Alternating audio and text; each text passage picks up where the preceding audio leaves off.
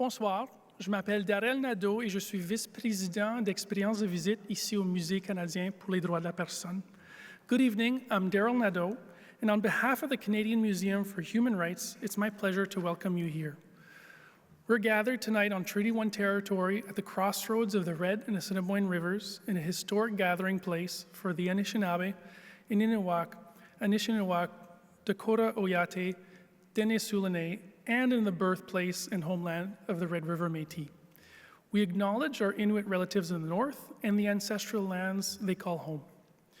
We also acknowledge in the museum that the water is sourced from Shoal Lake, cared for by the First Nations of Treaty 3, and that a hydroelectricity is generated by waterways in the north on Treaty 5 lands and from the Winnipeg River also in Treaty 3 territory. These acknowledgements are the starting point for honoring the land and water that gives us life, embracing our responsibility as truth-tellers and stewards of the collective memory of Canada, acknowledging the ongoing impacts of colonization, and contributing to reconciliation. For thousands of years, the very lands we sit on tonight have served as a gathering place by people from far and wide to discuss the issues of their time, to be in a relationship with one another. As it is our mandate as one of Canada's national museums located here on ancestral lands, to continue in the tradition of gathering and building relationships is very important. And important conversations like this one we're about to have help us better understand the stories and experiences of others. It helps us put the human back into human rights. We're at a time in our history where various forces are actively working to pull us apart and to make us dehumanize each other. We have the power to transform our learning into action and be upstanders in our home communities, where we call out those who seek to divide us and where we call in those around us to engage in dialogue that is based in curiosity, empathy, and respect. You all here are making a difference by being here tonight as we gather to unpack how Islamophobia continues to manifest in Canada, how, like all forms of hate and prejudice, it poses a threat to the safety and well-being of Canadians, and how we can collectively take responsibility to building a Canada where everyone belongs. We're so very fortunate to have Amira Elghawaby here, Canada's Special Representative of Combatting Islamophobia, to be with us this evening. To introduce her, please join me in welcoming our CEO, Isha Khan.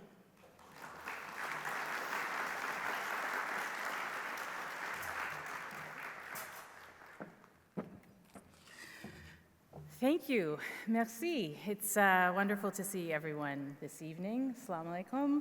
And just good to have people who we know well, people who are new to the museum, be here with us this evening. I want to echo Darrell. You know, it's so important that we have this conversation and that we have this conversation happen here at the Canadian Museum for Human Rights. This is just one conversation. It is one moment in time, but it's an important one to be here with all of you this evening. There's so much happening in our communities today, and I know that there are folks that are feeling these challenges very deeply. We think about the wildfires, we think about our connection to our ancestors, to the people in our faith communities, to our relatives that are all over the world, and there is much pain and struggle and suffering. And here in Canada, for the Muslim communities, the last week has been a tough one. I would say the last several weeks, as we marked both the attack in London and otherwise. Tonight, we focus on the presence of Islamophobia in our communities, and in what I know will be a respectful and a meaningful conversation. I'm so excited to interview or ask a few questions. It won't be an interrogation, just a few questions of Amira after she gets a chance to share some remarks with us. You know, like all forms of hate and discrimination, Islamophobia it strikes at the heart of our ambitions, I think, for what Canada can be, our ambitions of what we want Canada to be, a place where everyone is protected, where rights are secure, where dignity is upheld for everyone, where our many identities are celebrated as part of Canada, where we all belong. And so I know everyone here shares these values and this vision, and I know we all have that ambition. And so while there are so many things that we can feel good about, it's also really plain that there's much work ahead of us to do. Finding ways to transform our learning is part of what we're doing here tonight, including what we share tonight in conversation and what we take home with us after tonight as we go home to our communities, to our families, to our friends, our colleagues. And it's really at the heart of what we do here at the museum. Trouver des moyens de transformer notre apprentissage y comporte que ce que nous parlons ce soir en actions qui vont au déjà de cette conversation et la tâche que nous attendons ensemble. Alors, et ça, c'est ce qui est à la cœur de notre travail au musée. And so, to that end, it is an absolute pleasure to be here for this conversation. We've been talking about it for quite some time. It's no longer talk, it's here in action, and I know it will be shared across Canada, and that's important. Thank you for being here in our live audience this evening. And so, it is my absolute pleasure and my privilege to introduce Amira Elghawaby, who's Canada's Special Representative on Combatting Islamophobia, here to the museum, to these lands, to our community. And to say, at the very least, this is actually kind of a difficult task. But it's all the more difficult, I guess, because of the times that we're in to have this conversation. Amira brings decades of experience working in human rights, both as a journalist and as an advocate. She has served as the Director of Strategic Communications and Campaigns at the Canadian Race Relations Foundation. She has worked with the Canadian Labour Movement and at the National Council of Canadian Muslims. She started her career as a reporter with CBC, and she publishes as a columnist in the Toronto Star. She was a founding board member of the Canadian Anti-Hate Network and as a past board member of the Silk Road Institute. She has served 2 terms as commissioner on the Public Policy Forum's Canadian Commission on Democratic Expression and currently sits on the Government of Canada's National Security Transparency Advisory Group. That's a bio. She was a writer in residence in the 2019 Library Arts Residency at the Banff Centre for Arts and Creativity, and she holds an honors degree in journalism and law from Carleton University. She's had an extensive career, many of us know, supporting initiatives to counter hate and to promote human rights, and that's a tough position to be in. We are so very grateful that she's here with us this evening. Please join me in welcoming Amira Elghawaby to the stage. Thank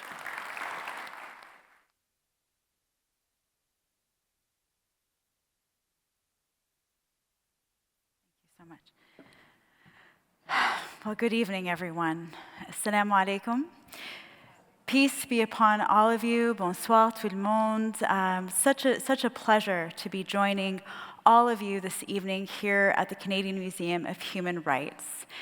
It is an integral landmark institution in our country, and so I'm very, very glad to be here, to be also acknowledging that we are on ancestral lands, learning about Treaty 1 territory, learning that these are lands that are the heartland of the Métis people, and also acknowledging that the water, as we heard, is sourced from Shoal Lake 40 First Nation. Now, Indigenous teachings have helped inform Canada's commitments to diversity, pluralism, and respect for all. And I am so grateful for all that First Nations and Inuit and Métis community members have taught me personally, and so many fellow Canadians, as we continue on our path towards truth and reconciliation. A home built on a foundation that is broken is a home that cannot sustain. And so I am committed to that work. Thank you so much, Isha, for the introduction, for your continued leadership in standing up for us, in standing up for human rights, for your support in organizing this evening's event and getting the word out to all of you.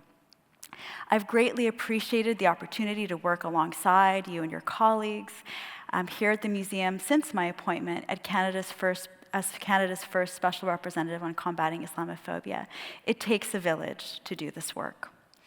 The work that is happening here at the museum serves as an important reminder to all Canadians about our collective fight to confront injustice and to promote dignity and equality for all. By preserving the memory of human rights struggles, both globally, domestically, it reminds us that Islamophobia is not a fringe problem, but rather a systemic issue that demands education, solidarity, and in fact, courage to address it. Now, before I get into my remarks, I also want to acknowledge the devastating wildfires that are currently affecting many communities across Manitoba and the prairies. Our hearts are connected with everyone facing uncertainty, evacuation, and loss, and certainly the first responders who are so bravely stepping up, in many cases hailing from across our country to put themselves in danger to protect others. And in many ways, the situation reminds us of our shared vulnerability and our shared responsibility towards each other. The need to come together and demonstrate resilience in the face of unbearable challenges, that is what Canada is about. So on the topic of what Canada is all about, I'm going to begin this evening's talk and discussion with you with a story. I grew up in Ottawa, the nation's capital, in the early 1980s. A few of you maybe remember the 1980s? Maybe? Let me jog your memories. Inspector Gadget was the early morning cartoon. Video hits was how we got our music. And here in Winnipeg, I'm told the original Winnipeg Jets were going strong. Back then, there wasn't a whole lot of new immigrant families in my community, in my neighborhood.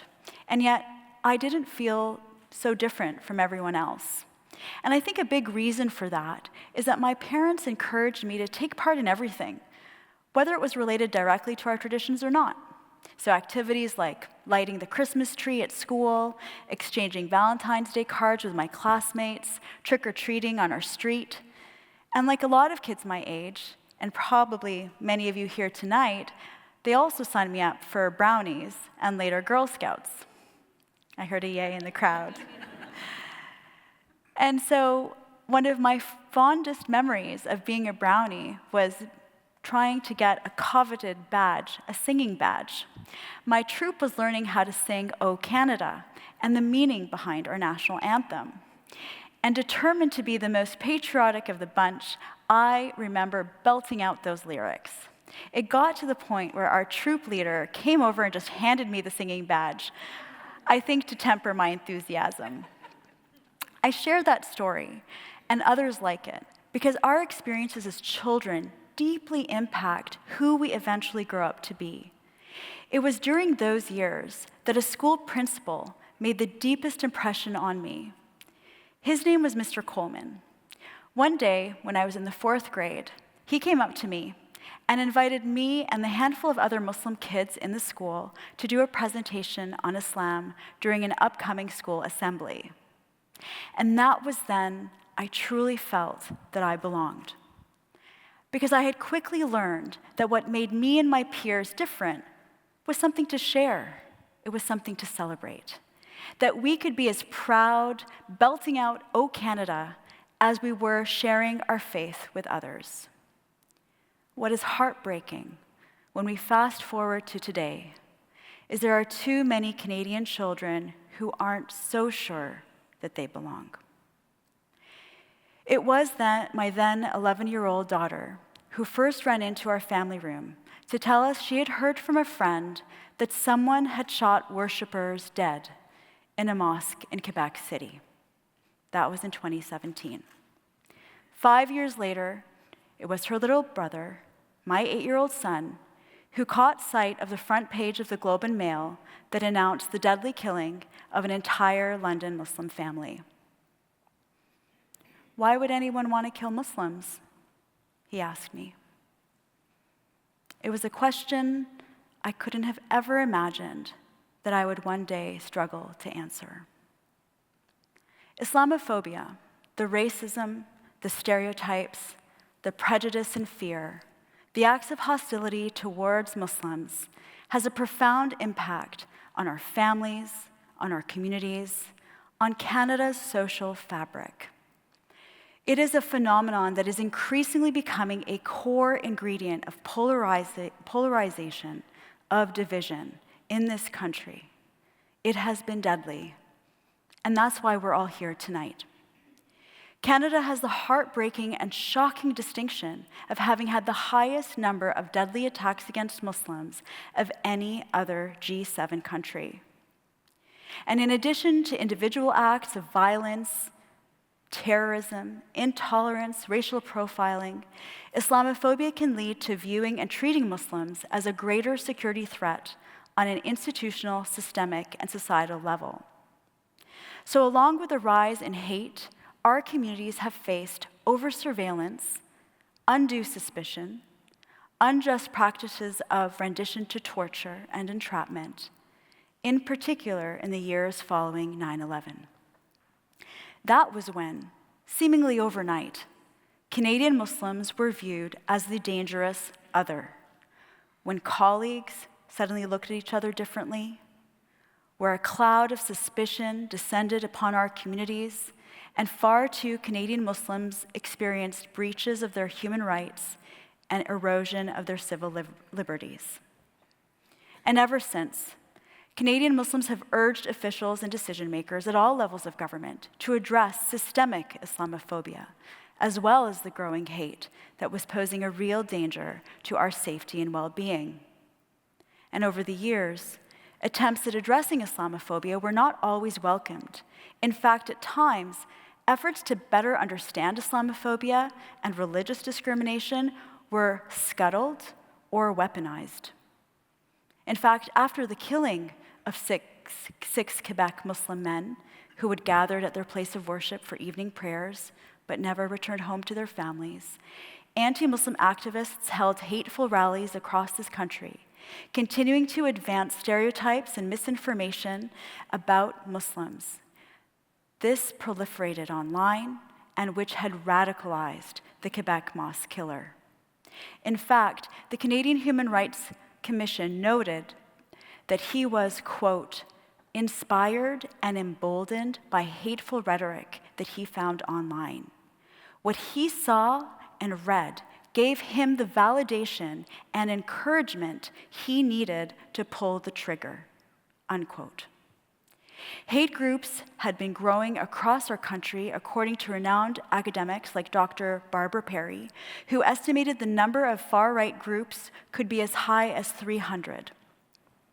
A 2020 study found that Canadians were among the most active in online right-wing extremism, involved in over 6,600 web pages and channels that advanced white supremacist, misogynist, anti-immigrant, and anti-Muslim themes. And these trends were not limited to the extremes. In everyday public discourse and media, Muslims were all too often portrayed as dangerous, violent, anti-democratic.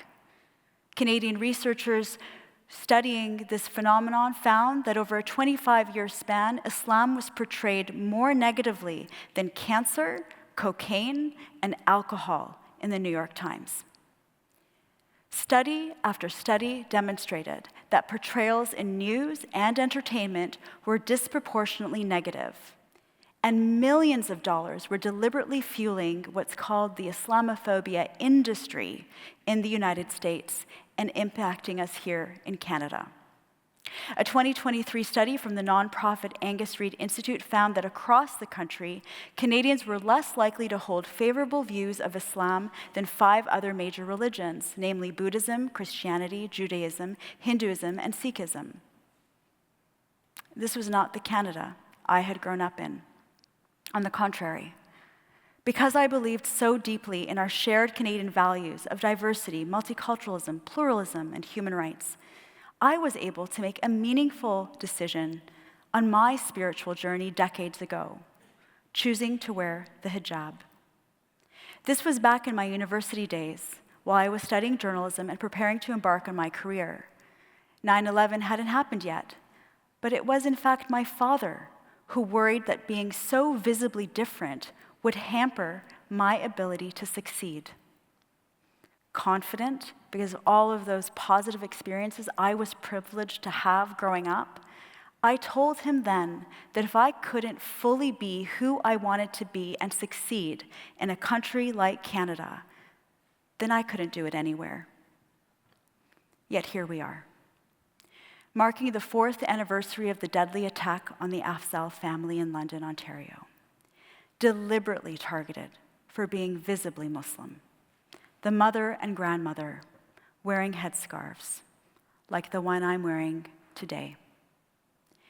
The terrorist who struck and killed 4 of the 5 family members, fondly remembered as our London family, had also self-radicalized online.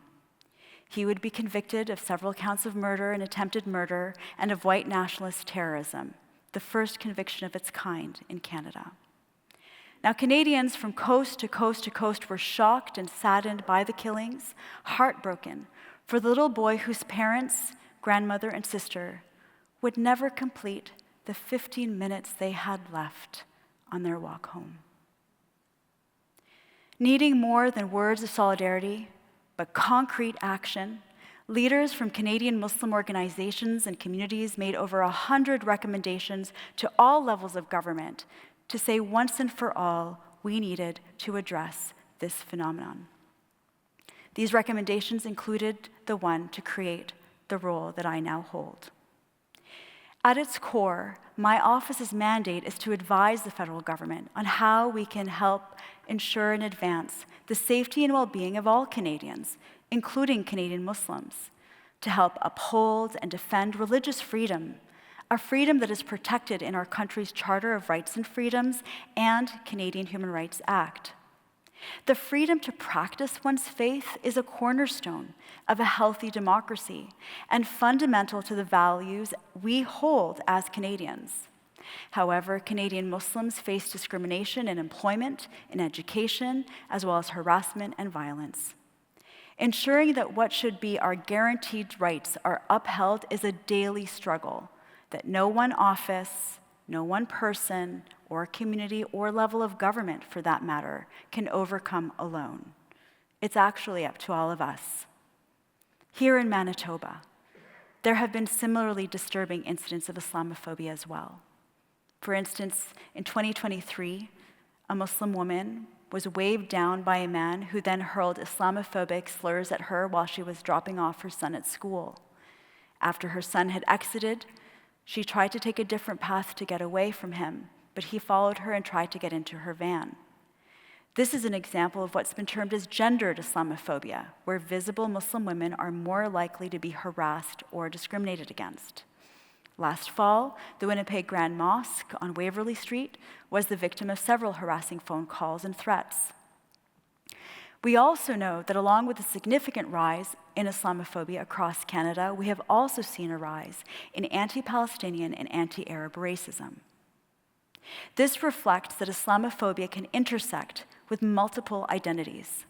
Indeed, anti-Palestinian racism has become a significant term used by Canadian Palestinians and civil society to describe the discrimination that is faced by Palestinian Canadians, many of whom are Muslim, but many of whom are also Christian or of other faiths. This form of discrimination extends beyond Canadian Palestinians, affecting Canadian Arab and Muslim communities as well. Public discourse often unfairly associates Palestinian and Muslim identities with terrorism, leading to harassment and hate crimes and other negative consequences in schools, workplaces, and communities. Advocacy for Palestinian human rights is sometimes viewed through the lens of suspicion, hostility, and incompatibility with national values. Simply put, and very fitting here in the Canadian Museum of Human Rights, efforts to undermine or silence those who peacefully exercise their rights using Islamophobic tropes to do so undermine our collective rights as Canadians. Now take a moment to look around this auditorium. As you see, we are a diverse mosaic of communities, cultures, and faiths, united by a common belief in dignity, justice, and belonging. Our collective experiences have taught us that Islamophobia, like other forms of hate, is not just a Muslim issue. It is a Canadian issue that attempts to tear at the very fabric of our inclusive society. Together, we do have the power to transform pain into purpose and honor the values we hold. And this starts with recognizing that when any one of us is targeted because of our faith, our heritage, or our identity, we all bear the weight of that injustice. Together, we must stand against anti-Indigenous racism, anti-Black racism, against anti-Semitism, against anti-Asian racism. Sadly, the list is long. But in short, we have to stand together against any effort to diminish any person or community for their protected identities. And this opens up the opportunity to share our stories and lived experiences, listening with empathy and acting with courage. Now, there is some good news. Nearly half of Canadians have said that they want to be allies. Yet, they've also said that they need resources to do it. That's why our office has just launched the Canadian Guide on Understanding and Combating Islamophobia for a more inclusive Canada. This is a guide, first of its kind, released by any government worldwide. It unpacks stereotypes and myths, explores media representations, highlights the Islamophobia industry, and describes how intersectional identities can lead to multiple oppressions. This guide also provides individual, institutional, and community strategies to confront this form of hate and discrimination, and it's a tool for everyone, for all of you, whether you're an educator, an employer, an administrator, decision maker, a journalist, a lawyer, a judge. Who have I left out? Anyone. Students, community leaders, in short. It is for all Canadians who want to take an active role in combating Islamophobia and securing a future where all children can grow up proudly without the need to hide any aspect of who they are. And my hope is that it will complement the efforts underway right here in Manitoba, like the working group established by Manitoba's government to tackle Islamophobia within the province's education system. And then there is the work of civil society leaders as well, like the Canadian Muslim Women Institute and the Islamic Social Services Association, the Winnipeg Newcomer Sport Academy, and other organizations fostering deep relationships across communities to raise awareness. And there is the work, too, of our local mosques and community associations engaged in interfaith and inter-community work, dedicated to contributing positively to the well-being of everyone.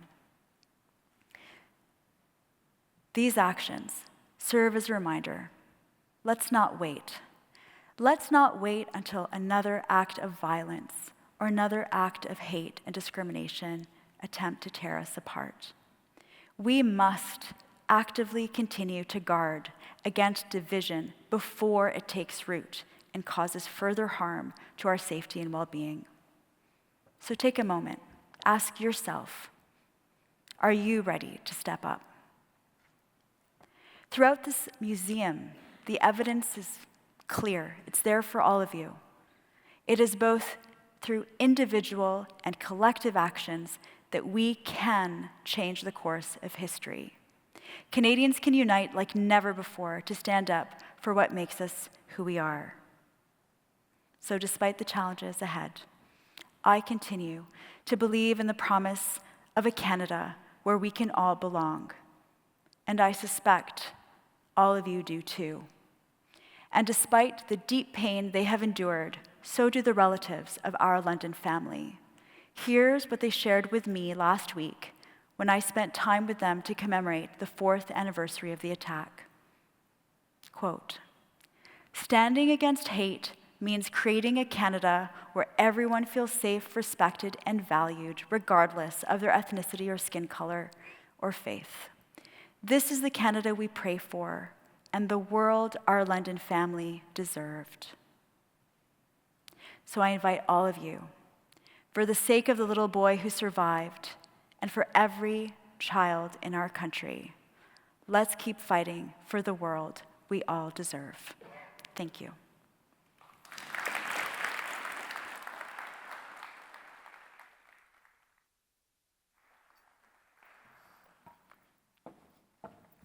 Okay. So, thank you. Thank you. I think many of the many of your references, your story about brownies, I felt that one deeply, but many of the references, I think, resonate for the people in this room. And most importantly, the message that we all have something to do if we're going to tackle this in this country. So I've got a few questions, and then we're going to have some time for audience questions. And so I'll start there. So I'm going to give you some softballs, as they say, Sure. the openers. So this event is called A Canada Where We All Belong. And you've talked a little bit about belonging and that moment for you as a little kid singing, belting out the national anthem. But just if you can tell us a little bit more about what belonging really means for you personally, and from your experience talking to people across this land, what does it look like in practice for Muslims in Canada today?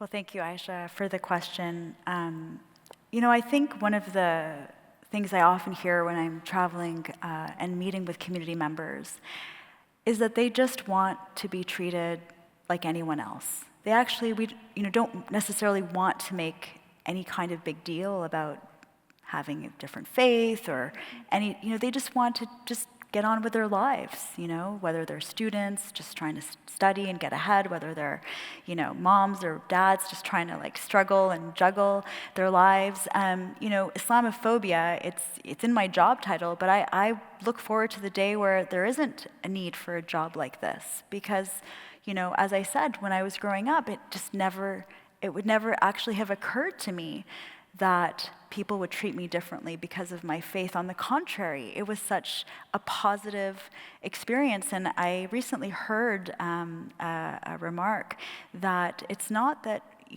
we work hard and then we become happy. It's that you have to be happy to want to contribute. You have to be in a good place to be able to give the best of who you are to your society, to your community, to your family. And I think I was very privileged to be very happy and love who I was. And I think for tonight's talk, it's that we want our kids to be happy. We don't want them, and there's so many reasons that they're not happy these days. And so we have to, as a society, look at how do we encourage each other to embrace what makes us unique and what makes us different. And it seems quite logical, but the reality, of course, is not that. Yeah, that's a great message. I mean, we have to feel good enough about ourselves and our identity to be able to advocate for ourselves, but it's difficult work. Let's talk a little bit. I looked around this room, and I know that for me, and I mentioned to some folks, it was important to me that this is a room where we're going to talk about Islamophobia that's not filled only with Muslims, that it's a room filled with all people of many different backgrounds. And I'm so happy to see that. And so just a thank you to everyone who's in the room tonight who took the time to come out and battle Portage and Main traffic in order to get here, which I fear some people fled just because of that. But if you look at, think about these kinds of conversations that we're having that bring together people from all walks of life, Muslims and people from other backgrounds as well. What do you think, what is our role? How do we do this? How do we, you've called us to action, but tell us a little bit more about what is the role that we can play in building a more inclusive Canada? Mm-hmm. Well, I wish it was as easy as saying, well, pick up a copy of the guide and you're on your way. But we will do that as well. You will do that, but what's key is that the guide is one example of how we do need to have education. We do need to help equip people with information. I mentioned the online space several times. The misinformation and disinformation and deliberate stoking of division is very real and present in many of our lives. And in fact, if you look at polling, I think it's a third of Canadians have been seeing anti-Muslim narratives online, and it's much higher for young people. Up to over 60% of young people, in the past year have seen anti-Muslim messages and ideas online. So it's not only providing education, but then from there, how do we create community spaces just like this one? So, taking the time and sitting together and talking about these conversations, first of all, it's a privilege because a lot of people are just very, very busy just trying to survive. It's tough out there. To be able to be in a room like this and take a while to think about this and think about what we can do when we're out there, I think that means that we have an opportunity to, again, help shape those conversations, help pass the message, help counter. It might be, a misplaced joke or a comment, or, at your workplace, there isn't enough accommodation for different folks who may want, for example, a quiet place to pray or contemplate, a safe space. How do we have those conversations? How do we create a sense of safety for one another to share the things that will help us bring our full selves into our workplace or school, et cetera? So I think it's having that resource, having resources, having a museum of history that reminds us of the importance of human rights work, but it really is taking the time to talk to each other, build those community bonds, the connective tissue in our communities, which, as many people know, are becoming more and more frayed. I like that, because I think, in many communities, but in this community as well, it's not homogenous. And so it's hard to have one guide, one set of rules, so in as much as I asked you, what do we do? I don't know that I expected you to give me, a 3-point list. So yeah, that's right. So starting with the relationships that we have with each other. I was thinking back when you were talking about 9/11, and I remember, I'm sure most everyone remembers where they were on 9/11 and at various parts in that day. But I remember I was working in a law firm, and I was really young in my career, and everyone was going home because we didn't know what was going to happen, and we were in some skyscraper in Calgary. I remember my assistant saying to me, "Don't worry, I don't think about you as a Muslim." And I was young, and I remember how it stung and how it sat with me, but I didn't really know what to do with it. And it was supposed to be a gesture of kindness, and yet it has sat with me all these years. And to think about, how do we get to a place where that's not an act of kindness and it's seen as for what it is. Anyway, okay, so I want to ask you a little bit about this role that you have. You've got a tough role, but yet what a special role, and as it is in your title. But as you said, you hope that one day you don't have to have a role like this, that we don't need to have roles like this, and yet we know that we do. And so, just curious, what drew you to this role as special representative on combating Islamophobia? Like, we heard about your bio, all these amazing things that you've done, but what made you want to do this on a national stage with so much public attention, in times of social media and misinformation and all of the things that make our roles difficult in this big country of ours? Just tell us what drew you to it, and I'm also super interested in what has surprised you about this role. Mm-hmm. Well, I said it in my remarks. I adore this country. I love Canada. My parents immigrated in the late 1970s from Egypt. Like many immigrant parents, just wanted to sort of give the very best to their children, give them the best opportunities. And so again, I believe that I lived a life of privilege, and I'm very grateful for that. And I didn't know there was such a thing called Islamophobia growing up. I didn't know much, of course. I didn't know about Indigenous communities. I didn't know about residential schools. I didn't know about anti-Black racism. In the 80s, we were kind of, some of us were very sheltered. Video hits. Yeah, we were, it was a different time. But as I grew up and started then to learn more and experience more as a journalist, write more and start to talk about injustices and human rights. Once I started to realize, okay, it's time to take off these rose-colored glasses of what Canada represents. I call it the multiculturalism Kool-Aid. It's time to put the Kool-Aid aside and really understand, Canada has not always been a beacon of human rights. There's been grave injustices, as we've learned through the TRC Commission, through what has happened to Black communities in Canada. There's a lot that we need to learn. But I was always so touched that Canadians, by and large, wanted to learn. There was an interest in learning and unlearning. And I think that really helped to drive me to say, okay, I want to be part of that. I want to be part of that promise of a Canada that I grew up believing in. Let's work towards that. It's an ideal. And I think that Canadians can get behind those ideals, and there are shared values that we can sort of lean into. I think Daryl said it at the beginning. It's like we call out those who want to divide or harm, and we call in those who, do want to see a Canada where everyone feels that they belong, that they are respected. What has surprised me?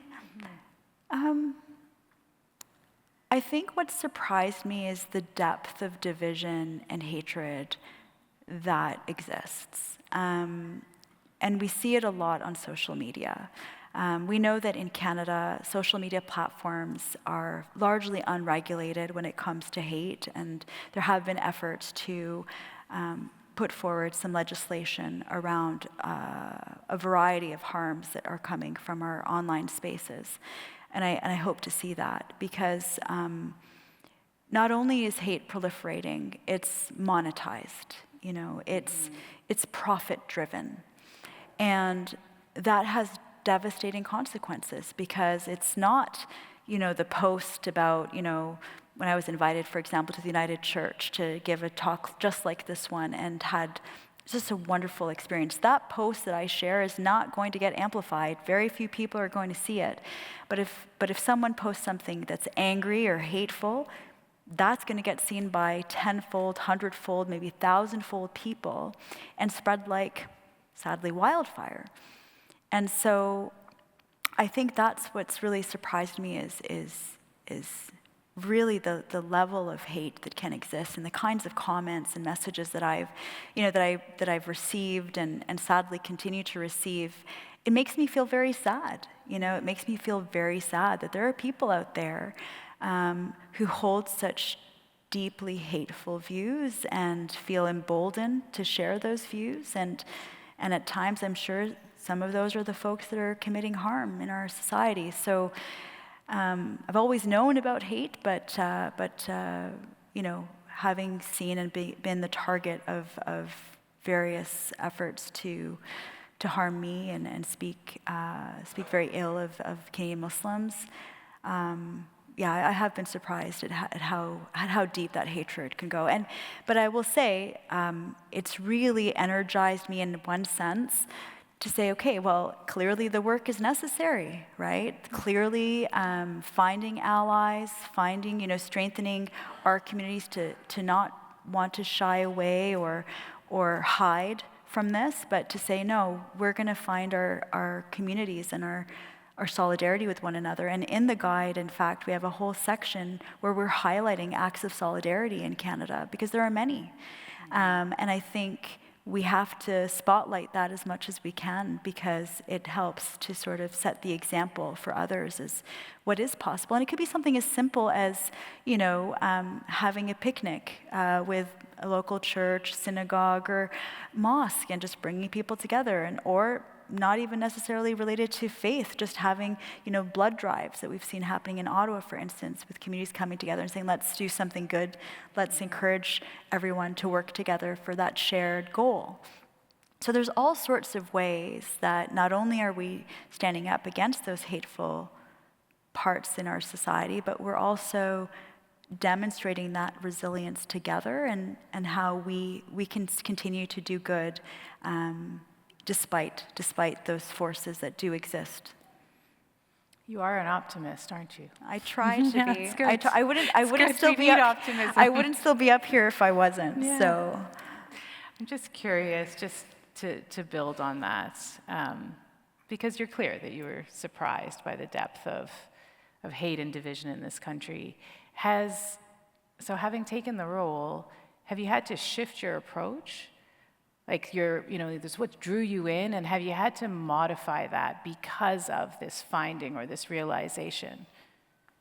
That's a really interesting question. I think from day one, taking on this role, the best piece of advice I got from a friend of mine was just to be myself.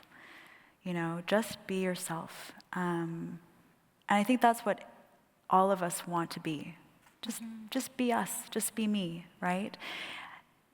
When we can just be ourselves, be true to the values that our parents have taught us or that loved ones have taught us and people around us have encouraged us, help us develop to who we are, bring our full selves, as I mentioned earlier, that's when we know that we're able to fully impact the world in a positive way, the way that makes sense to us. So I have tried to be really, really authentic in my work.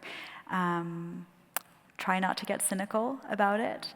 A room like this one gives me so much hope. I often say to people that I meet, I get the energy from others, others who, I meet with, young people from our communities young visibly Muslim women who will come to me and say, thank you. Thank you for standing up there. Thank you for just in your presence showing that I can belong in my spaces, that I can be proud of being Canadian and Muslim. That means a whole lot to me because I think, again, our country is much stronger when everyone can show up fully as who they are. Right. Okay, let me shift a little bit. You gave us some facts and figures. You gave us some startling stats in your talk. Big question, but how would you characterize the state of Islamophobia in Canada today? You've given us the numbers, but what do we take away from that? How do we wrap that up?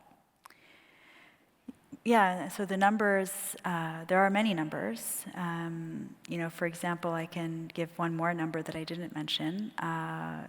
The most recent Stats Canada numbers that we have, for example, on police-reported hate crimes, showed that there was a 94% increase in hate crimes targeting Muslims in Canada in 2023.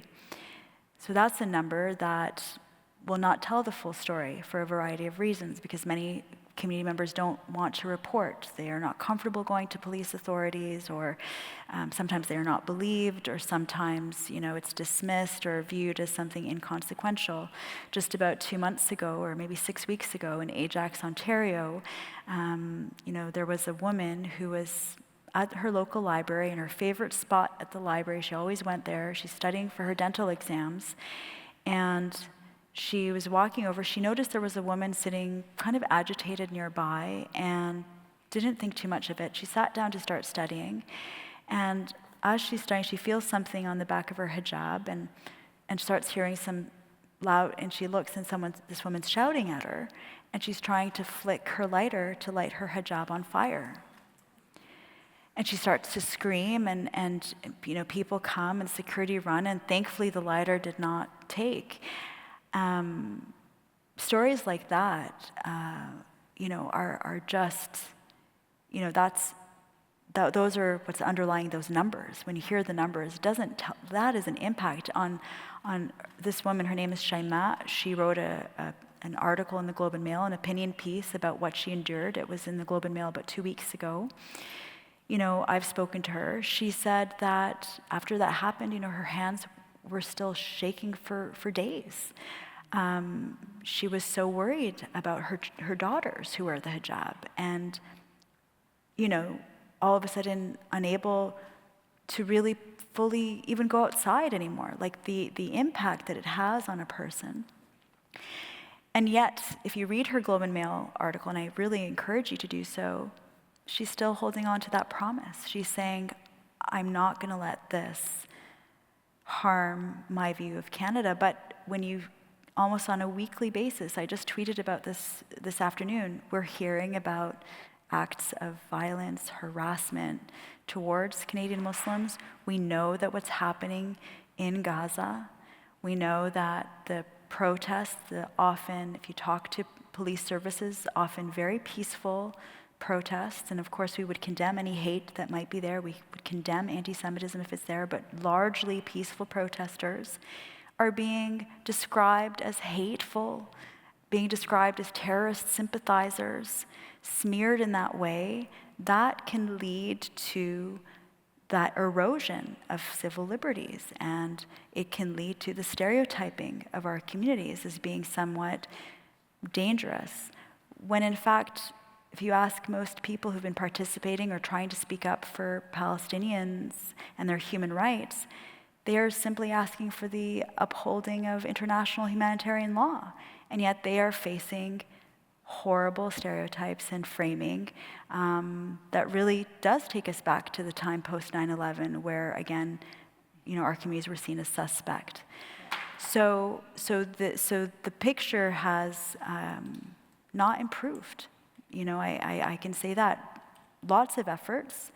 As the guide is, as I said, one of a kind in the world. So it has been out of tragedy.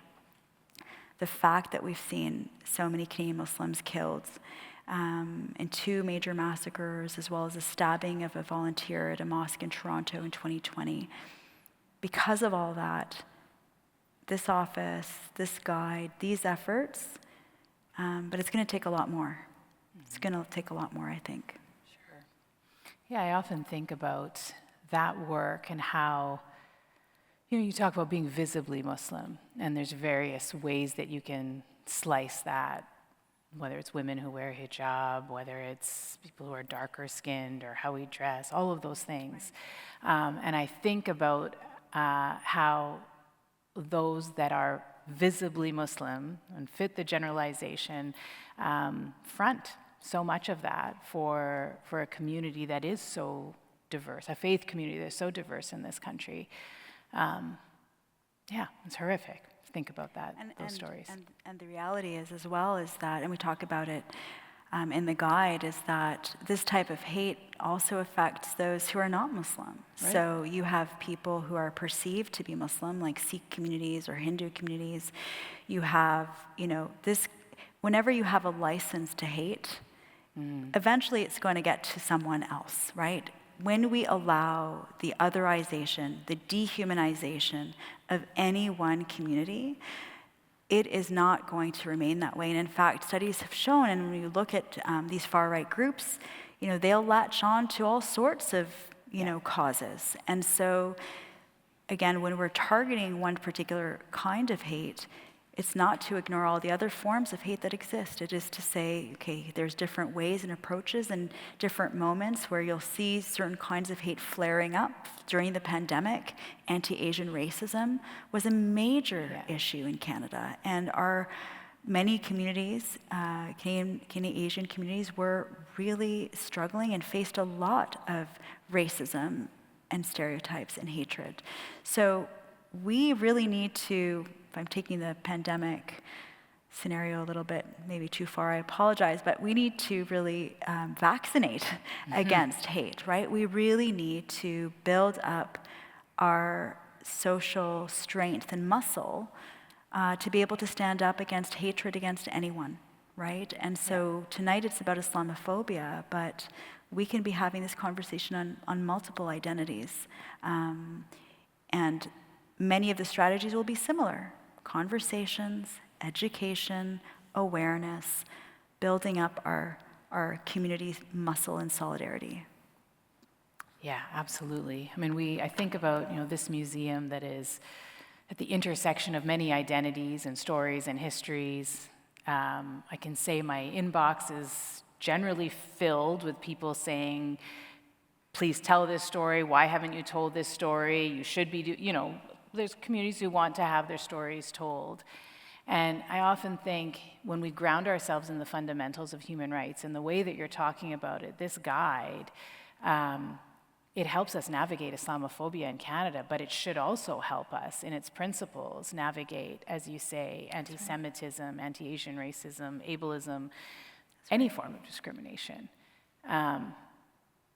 That's a reflection, though, that I think we still need to make. I don't know that we always feel that way in our communities, that, understanding hate against one group is going to help us navigate it against ourselves and the next group and the next group. So, That's right. yeah, thank you for calling that out. Let me just ask a couple questions about the guide. We're all going to read the guide. It's got a beautiful cover and a QR code on the screen over there. But tell us we're going to read it, but what are the big takeaways in this guide? Just give us the Coles. No, people don't know what Coles notes are anymore. I don't know. They're called something else now. But the summary of it, please. ChatGPT. Yeah, ChatGPT. Right. Give us the ChatGPT I'm still in the version. 80s, clearly, but anyway, yeah. Please tell us what a big picture. What are the key findings and takeaways in the guide? Mm-hmm. Right. So, a lot of times, and I said this this morning actually on the CTV morning show. A lot of times people don't really know what we mean when we say Islamophobia. And really what we try to do in the guide is unpack that term, unpack the definition, talk about closed and open views of Muslims, how, there's all sorts of stereotypes. If I ask you to close your eyes and think of the number one thing you would often sadly associate with our communities, it's probably going to be negative. I used to do this with workshops with educators, and sadly the first thing that they would honestly say is terrorist. The word terrorist would come to their mind. And so, we try to unpack these myths about who Muslims are. We try to provide facts about the reality, the diversity, for example, of our communities. What are Islamic values? Same as universal human rights values, compassion, equality. We talk about, the diversity of Canadian Muslim communities coming from all over the world. We then get into the Islamophobia industry, which I mentioned. We talk about media representations that I touched on as well. Trying again to give people more context, what it is, why is it happening, what's fueling it, what are some of the economic drivers, political drivers, how does it manifest, how does it show up in our lives? So, we talk about horrific attacks like the one that devastated a family in London, Ontario, but there are day-to-day acts of discrimination. There was a Senate report actually tabled about 2 years ago that talked about how many Canadian Muslims experienced Islamophobia almost on a daily basis. So we try to talk and unpack all of that. And then, as I mentioned, we get into intersectional identities because people can hold a variety of identities. We're not just one thing. And so what does that mean, how we are treated? So for instance, Black Muslim women have faced enormous amounts of hate. In particular, if we look in Edmonton over the period of, I think it was 2020-21, there was a humongous spate of deliberate targeting of Black Muslim women, visible Black Muslim women. And so you can see that the compounding of different identities can lead to that further targeting. So we try to discuss that as well. And then, of course, there are strategies, as I tried to share. There are strategies there for us in our own workplaces or educational settings, in our organizations. How do we try to address this form of hatred? And to your point, Isha, many of those recommendations, you could pretty much take them as a cookie cutter to address any other form of discrimination in your workplace or setting. They're very logical. It's making sure that you're checking in with your team or your staff or your students. How are things going? What's happening if there is a discrimination? What kind of practices are in place to ensure that we're going to address any form of bullying that may be happening? How do you file a grievance if you work in a unionized workplace? We talk about that. We, of course, talk about hate crimes and hate incidents as well, encouraging people on how to report. So we've run the gamut for you and for the readers. And you don't need to read it cover to cover, but sure, if you want to, great. You can literally pick up almost any section at any time and just sort of get a little bit of information that I think would be very helpful in folks day to day. So we worked with community members, organizations, we worked across faith communities, we worked with, folks who are leaders in their communities, but also just everyday people, just, struggling themselves and not sure what to do, to try to put this together. And, it's very well sourced and researched. So I'm really hoping that Canadians are going to take advantage of this resource. We're already getting, interest from outside of Canada to learn more about how we've been doing this work here. And as I said, this is all born of tragedy, right, because so many Canadian Muslims have been killed. But we shouldn't wait for tragedy to take action. Absolutely. You mentioned working with different organizations, Muslim organizations, leaders, and other communities.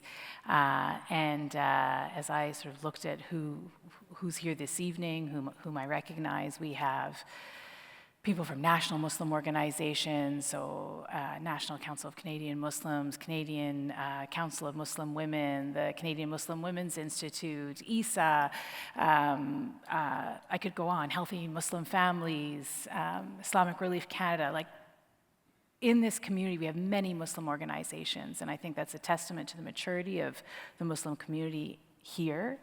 We're reminiscing a little bit about the 70s and 80s and where we are today. And all of those organizations are doing this work in some way or another. So as you brought all of us together in this work, these organizations, other faith communities, what did partnership look like? Like, what did it mean to bring them together? Tell us a little bit about that. Because that's tough work too, working within communities. I think everyone would attest to that. And I don't think anyone ever gets it perfect. So I think there's always opportunities to learn. But I think it was really being able to sort of reach out through iterative drafts of the guide, get people's feedback. We had even shared it with the relatives of our London family in its early drafts to understand how it was impacting them, to see this, and what did it mean for people who had deliberately been victims of deadly Islamophobia. So making sure that we were doing our best to do that outreach and let people know that this was work we were undertaking was very important. There is also, though, the reality of consultation fatigue. So many times within our communities, people just want to see something come out at the end. So we're really grateful that we were able to check in with folks, get feedback, and then put out a resource that generally has been quite well received. And we're really excited to learn how people are going to be taking it and actually using it in their work and in their efforts. That's great. Okay, I have two more questions. So the first, I can't help, because I'm here, and get to ask you this question before we turn it over to the audience in a minute. Tell us a little bit, like, what do you think the role is of public institutions? Like this one. We're a federal crown corporation, but also other institutions, governments and schools and universities. What role do we play in educating Canadians, whether that's through storytelling or the way we do our work? Mm-hmm. I mean, they're so critical. I mean, I was a journalist. I worked at the CBC. I love the CBC. I'm going to assume everyone here loves CBC the here, CBC. Yeah.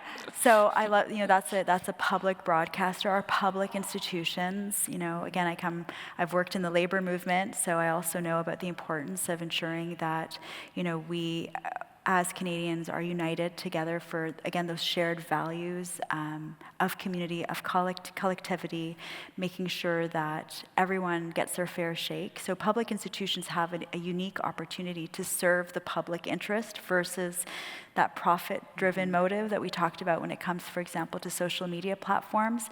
Again, we're never going to get anything perfect. I'm sure, there's a lot of great work happening in the museum, but there's, I'm sure, lots of room for improvement. Just as with our work, there's lots of room for improvement. But at the end of the day, there is a commitment to the collective good. And there is a way for people to provide their feedback and their input. I know I provided some feedback on some of the exhibits at the museum, many of which I appreciated, many of which, I felt could be enhanced. And so having that ability to contribute to our public institutions are so crucial, especially at a moment like now where we're all elbows up for Canada. We're all dedicated to preserving and protecting what makes our country sovereign and unique and strong. And so this is a moment of reflection for Canadians, because we see what's happening in other parts of the world when it comes to issues of equality, diversity, equity.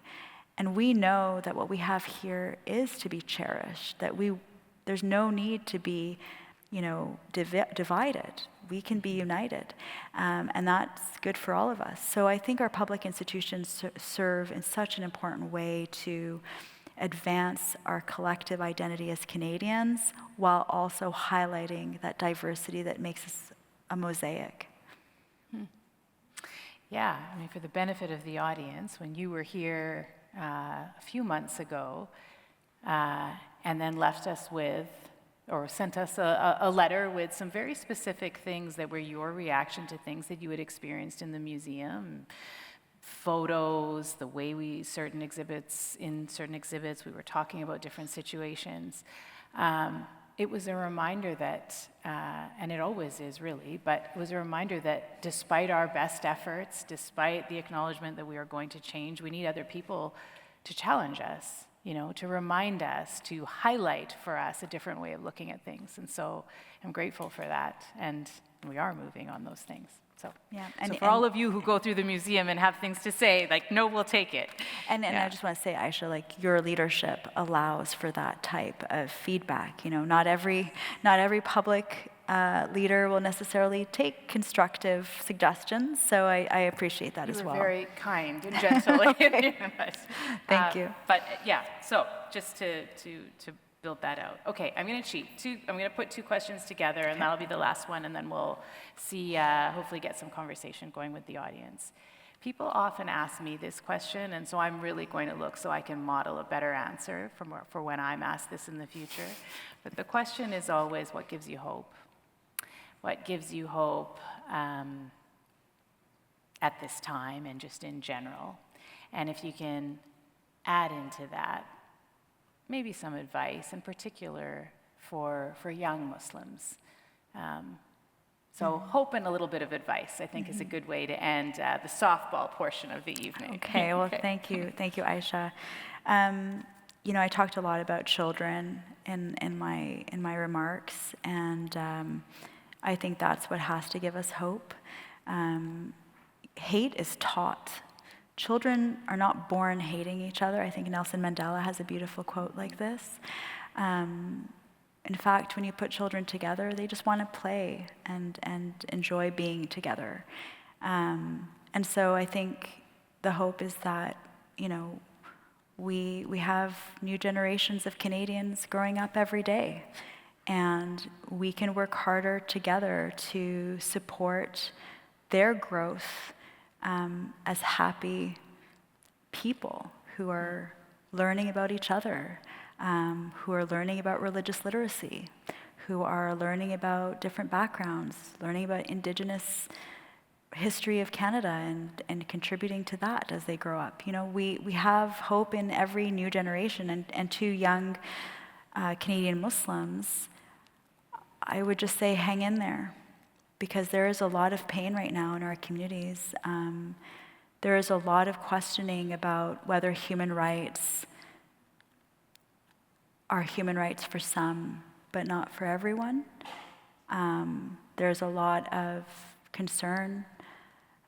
There is a book that's recently been published by a Canadian Muslim author, Amira Elghawaby, called "One Day We Will Have All Been Against This." And I really recommend people to read that book. I think many young Canadian Muslims and Canadians of all ages are watching what's happening in the world and wondering, is this truly a world that stands up for the human rights of all people or not?